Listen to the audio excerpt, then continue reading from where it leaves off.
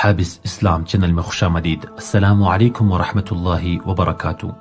دوستو، آج آپ لوگ کے ساتھ 3 دردناک واقعات پیش کرنے جا رہا ہوں۔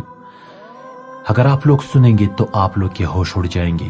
فوکا کی ایک 14 سالہ لڑکی اپنے اوپر بیتنے والے مظالم کی داستان سناتے ہوئے بے حال ہو گئی۔ اس نے بتایا، ایک سرب کمانڈر مجھے کمرے میں لے گیا۔ اس نے مجھے دھکا دیا اور میں خوف سے کانپنے لگی۔ میں سوچ رہی تھی کہ وہ میرا گلا کاٹ دے گا۔ اس نے مجھ سے پوچھا، کیا تم نے کبھی، یعنی اس نے ایسے الفاظ کہے جو ناقابل بیان ہیں۔ میں نے گڑ گڑا کر التجا کی کہ وہ میرے ساتھ ایسا نہ کرے، مگر اس نے مجھے دھکا دے کر بستر میں گرا دیا۔ میرے کپڑے پھاڑ دیے، مجھے مارا۔ میں چیخ چلا رہی تھی۔ میری چیخیں بند کرنے کے لیے اس نے میرا منہ بند کر دیا۔ اس کے بعد لڑکی اپنی کہانی جاری نہ رکھ سکی۔ اس کی ماں نے بتایا، میں اپنی بچی کی چیخیں سن رہی تھی۔ وہ مجھے مدد کے لیے پکار رہی تھی کہ مجھے ان درندوں سے بچاؤ، لیکن وہاں میں کچھ نہ کر سکتی تھی۔ اس کی اذیتناک چیخیں مجھے پاگل کیے جا رہی تھی۔ میں نے کمانڈر کو یہ کہتے ہوئے سنا، کتیا، کیا تمہیں مزہ آ رہا ہے؟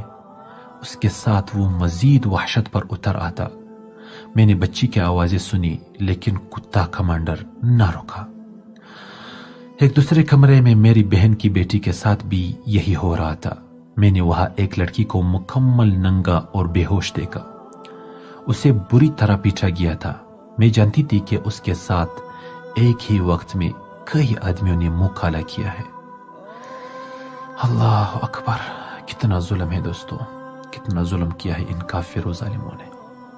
دوسرا واقعہ، عالمی خبر رساں ایجنسی رائٹر کی خبر کے مطابق ایک 30 سالہ مسلم بوسنیین خاتون ٹرولچ کے نظر بندی میں محصور اپنے کم عمر لڑکے کو کھانا پہنچانے گئی تو اسے روک کر اس کے شوہر کے بارے میں پوچھ گچھ شروع کر دی گئی، اور جب وہ کیمپ کی نگران سرب کمانڈر کے حسب منشا معلومات فراہم کرنے سے قاصر رہی تو اسے زد و کوب کیا گیا، غصہ کیا گیا اس پر، اور اس کا لباس تار تار کر دیا گیا۔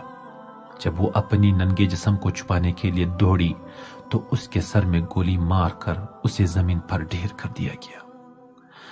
جب خاتون کا بیٹا اپنی ماں کی مدد کے لیے آگے بڑھا تو سرب فوجیوں نے اسے دبوچ لیا۔ نشہ میں دھت ایک سرب فوجی افسر نے بندوق کی نوک پر بد نصیب لڑکے سے مطالبہ کیا کہ وہ اپنے کپڑے اتار دے اور اپنی مردہ ماں کے ساتھ بدفعلی کا ارتکاب کرے۔ اللہ اکبر۔ جب لڑکے نے ایسا کرنے سے انکار کیا تو اسے بھی گولیوں کی بھاڑ مار کر ہمیشہ ہمیشہ کی نیند سلا دیا گیا۔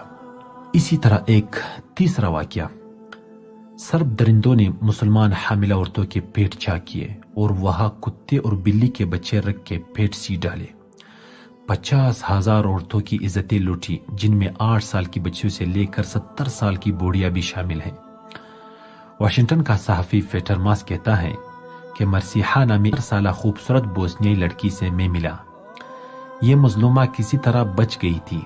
اس کی چھوٹی بہن بھی اس کے ساتھ تھی، مگر سرب فوجی انہیں بھی گھر سے گھسیٹ کر لے گئے۔ فوجی کمانڈر نے ایک کو ایک کمرے میں پھینک دیا اور لڑکی کو مذاق کرتے ہوئے اسے سرب درندوں کے حوالے کیا، اور انہوں نے کہا، اس سے سوال کرو لیکن بہت زیادہ نہیں، اور پھر شیطان نے کہا لگایا۔ غرض اس 15 سالہ لڑکی کے ساتھ ظالموں نے نہ جانے کیا کیا ظلم کیا کہ وہ جان سے ہار بیٹھی، جبکہ مرسیحہ کسی طرح سے بچ نکلی۔ انگریز صحافی کہتا ہے کہ بوسنیا کی بہت سی لڑکیوں پر جو بیتی اب وہ سنانے کے لیے زندہ نہیں، یعنی ان ظالموں کے ہاتھوں عزتیں لٹوانے کے بعد جان سے ہاتھ دھو بیٹھی۔ اللہ اکبر۔ یہ لوگ تو بیچارے خوش نصیب ہیں جن پر ظلم کیا گیا ہے۔ ان کو تو وہ وہاں پر اتنی خوبصورت جنتیں عطا کی جائیں گی کہ وہ لوگ خود تمنا کریں گے کہ کاش دنیا میں ہم پر اتنا ظلم کیا جاتا کہ ہماری کھال کینچیوں سے کاٹ دی جاتی۔ یہ حدیث کے الفاظ ہیں۔ تو وہ تو خوش نصیب ہے، اللہ رب العزت ان کو وہ جنتیں عطا کریں گے کہ ہم سوچ بھی نہیں سکتے۔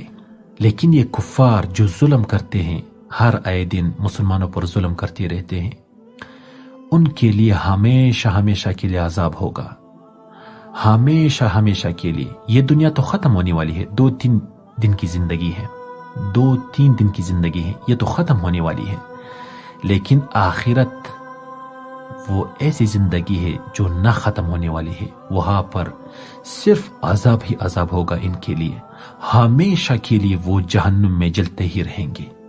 اللہ رب العزت سے دعا ہے کہ اللہ پاک تمام مسلمانوں کو اتفاق و اتحاد نصیب فرمائے، اور جو کافر ہے، ظالم ہے، مسلمانوں پر ظلم کرتے ہیں، اللہ پاک اس کو نیست و نابود کرے، اللہ پاک ان پر عذاب مسلط کرے، اللہ پاک ان پر ایسی عذاب لائے کہ ان کی نسل یاد رکھے۔